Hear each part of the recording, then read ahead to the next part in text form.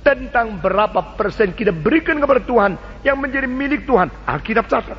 Jadi Alkitab catat 10% daripada penghasilan kita itu milik Tuhan. 10% belongs to God. Itu milik Tuhan. Karena itu milik Tuhan, itu bukan persembahan. Saudara-saudara, persembahan apa itu? Yaitu sesudah perpuluhan tambah lagi sesuatu kerelaan engkau memberi kepada Tuhan. Itu namanya persembahan. Perpuluhan bukan persembahan. Perpuluhan itu milik Tuhan. Setelah perpuluhan engkau jalankan, engkau mau memberi lagi, itu baru persembahan. Nah, konsep semacam ini tidak pernah banyak dimengerti oleh orang Kristen. Karena banyak orang kira itu perpuluhan, itu sudah persembahan. Memberikan persembahan kepada Tuhan. Siapa berhak memberikan hak uang orang itu sendiri untuk mempersembahkan kepada dia lagi? Nah, mungkin itu karena uangnya Tuhan. Karena uang Tuhan, saya mempersembahkan uangmu kepadamu. Itu tidak benar kan?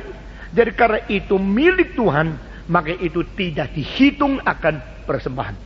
Persembahan mulai daripada sesudah menjalankan tugas perpuluhan kepada Tuhan. Nah, mengenai Tuhan menarik 10%, ini sudah ditetapkan di dalam Alkitab.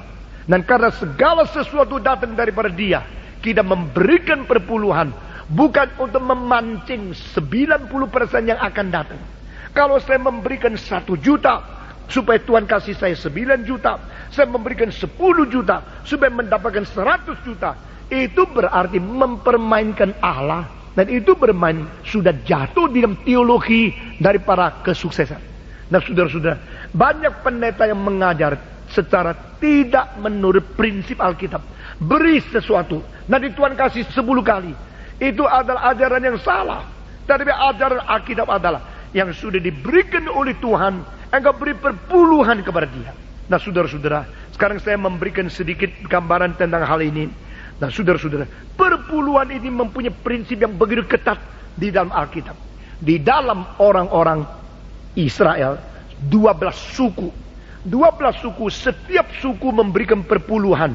11 suku memberikan perpuluhannya. Akhirnya berapa persen? Saudara-saudara, kalau satu suku 10%, 10%, 10%, 10%, 11 suku, 11 kali 10, berapa persen? 110% bukan?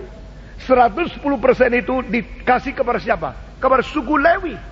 Lalu suku Lewi mendapatkan 110, dia keluarkan 10% lagi. Sisa berapa? Karena suku Lewi tidak berdagang, tidak ada income. Jadi dia keluarkan lagi, jadi berapa? Dia mensisa berapa? 99 bukan? Hah? Ini matematika lulus.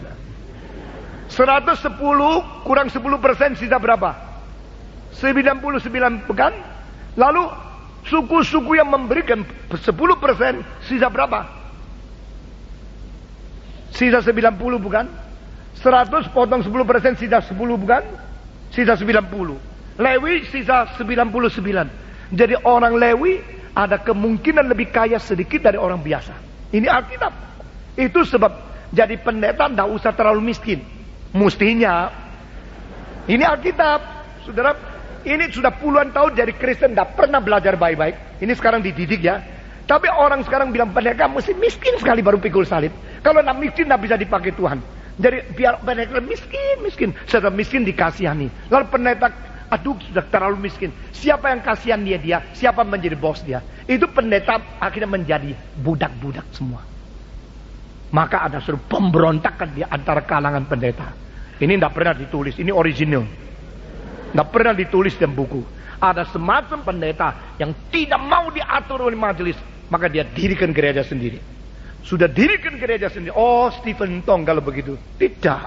Nanti lihat lagi, ini lain lagi ya. Sudah dirikan gereja sendiri, lalu dia atur semua keuangan. Atur semua keuangan ini untuk dia sendiri. Nah, saudara-saudara, apakah pendiri sama dengan pemilik? Ini kalimat keluar daripada pendeta Yong Tik Yuk. Betul kan? Nah, saudara-saudara, pendiri kalau mendapatkan semua uang untuk diri, itu pemilik. Kalau dia mau jual gereja, dia berhak, itu pemilik. Kalau pendiri tidak berhak menjual gereja, dia bukan pemilik. Kalau pendiri tidak berhak mendapat uang untuk dia sendiri, itu bukan pemilik, itu hanya pendiri. Nah di sini, gereja di sini ada pendiri, tidak ada pemilik. Saudara-saudara, church contributed by everybody belongs to none. Nah saudara-saudara, ada gereja caranya begini. Semua perpuluhan punya pendeta. Jadi pendeta khotbahnya hebat. Makin khotbah hebat, makin banyak orang. Makin banyak orang. Semua perpuluhan punya dia. Nah saudara-saudara, kalau anggotanya 5.000 keluarga. 5.000 keluarga perpuluhan semua punya pendeta. Pendeta ini jadi apa?